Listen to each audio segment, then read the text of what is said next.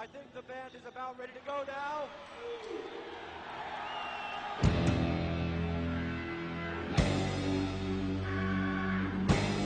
The reason that I designed this show in the first place all those years ago was because I had become somewhat disaffected by doing gigs in football stadiums in front of large numbers of people who I felt were not really engaged in the same thing that I was engaged in.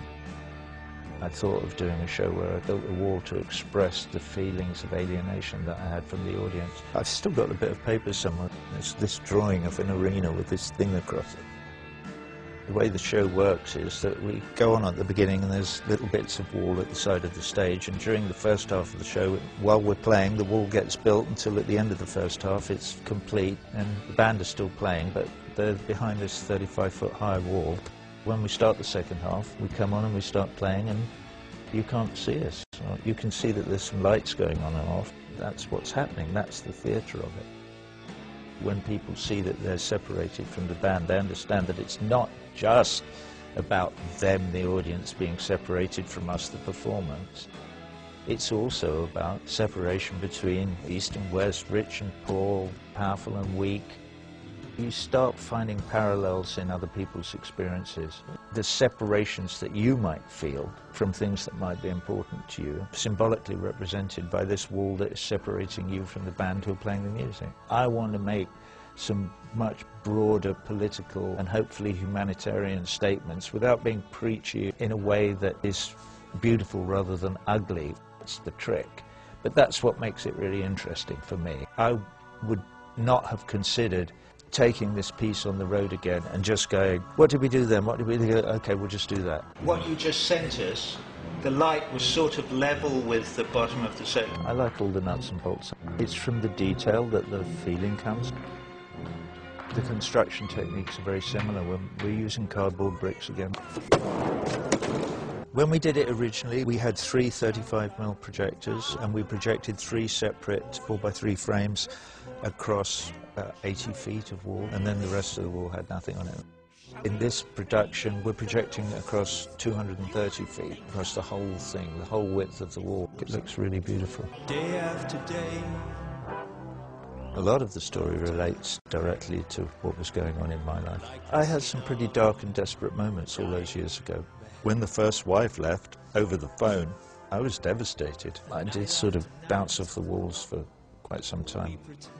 I didn't ever smash up a hotel room or throw TV out the window or anything. That was Led Zeppelin. Bless them. Thank God. If there was a God, you know, which there isn't, obviously, but if there was, one would thank him for that. Look, Mummy, there's no plane up in the sky. A very large part of my story was the loss of my father when I was very young. Well, sadly, there are still lots of fathers going to war, and there's lots of families who've lost soldiers. But there are even more families who've lost fathers who are civilians that happen to be where they were living in. I think my father stays with me in my reaction to the senseless loss that is engendered by wars that we're not really quite sure what they're for. I experienced the loss of my father more in terms of empathetic reactions that I have to other people who are experiencing the same thing that I did when I was a little kid.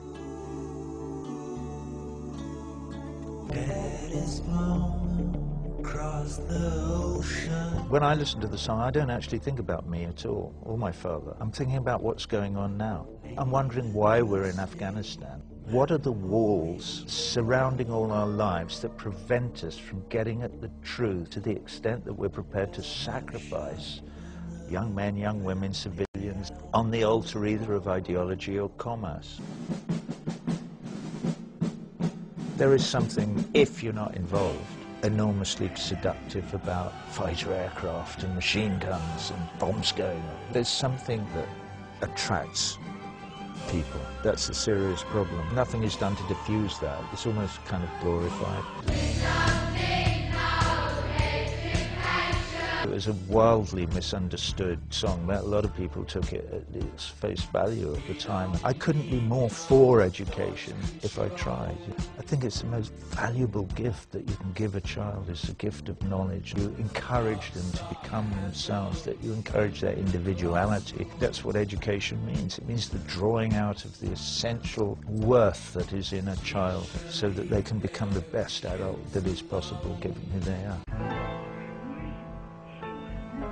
We have a hotel room built in false perspective that flaps out from a particular section of the wall, and I sing this song, Nobody Home. It's a little bit straight theatre, but I really liked that in the original show, so we'll be doing that again. We were in Philadelphia doing a gig in the Spectrum. I had a terrible stomach bug of some kind. I didn't think I was going to be able to go on. So I got the quack from the hotel, and he came up to the room and he said, "Oh, we can sort that out. I'll just give you this shot." And I have no idea what it was, but I was like, I had to do the whole gig like that. I could hardly move. It was the weirdest feeling. That was a kick-off for writing comfortably now. There's a numbing process going on, not just in our individual lives and with drugs that we might take or alcohol or whatever it is. And there's this sort of pervasive general sense that we're all being numbed. In terms of the state, the population needs to be numbed out. Because if it's not numbed out, it'll just say, no. No, no, no, no, no. We're not doing that. Are there any queers in the theatre tonight? The people understand that it's satire and that it's tongue-in-cheek and that I'm not homophobic or racist or bigoted, and most of them are people who know the work quite well, and so they understand what it is and they enjoy it. It's called satire.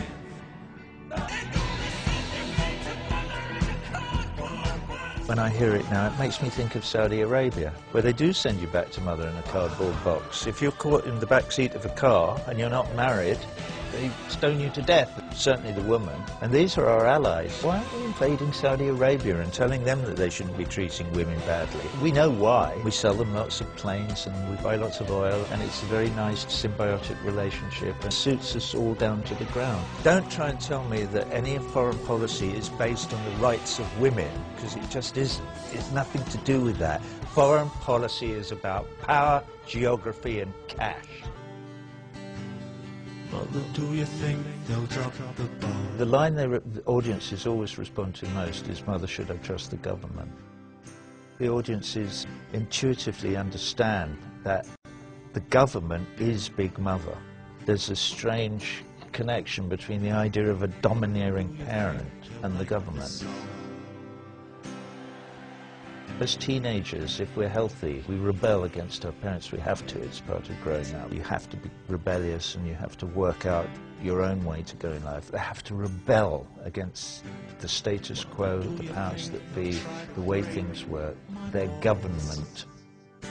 You're a society with a huge knife sticking in your back. You seem to be going, yeah, but if I stand like that, it doesn't hurt too much. There's not a big enough outcry.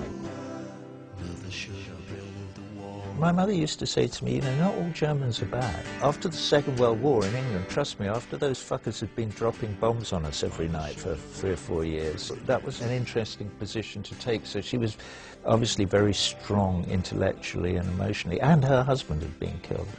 She didn't believe in God either, but she believed in goodness. If you find it in your heart to help somebody or to build a bridge or to see somebody else's point of view, hey, what a surprise, suddenly you feel better about not just yourself but about everything.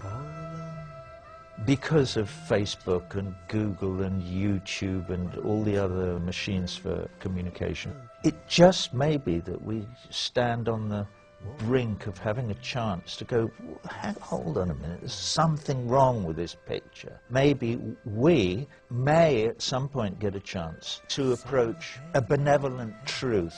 We derive more pleasure from building than we do from destroying.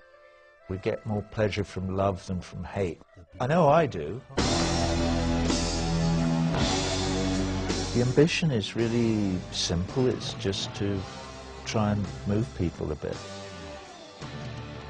The most difficult bit of this particular jigsaw is to integrate some of these more universal themes with the narrative that people know and that was there 30 years ago. When you suddenly see it through 16,000 new pairs of eyes and ears and hearts and souls, not that we have souls, but if we did, I think I'll be excited to see how that first audience responds. Just hope they don't sit there, sort of going, what the fuck do it?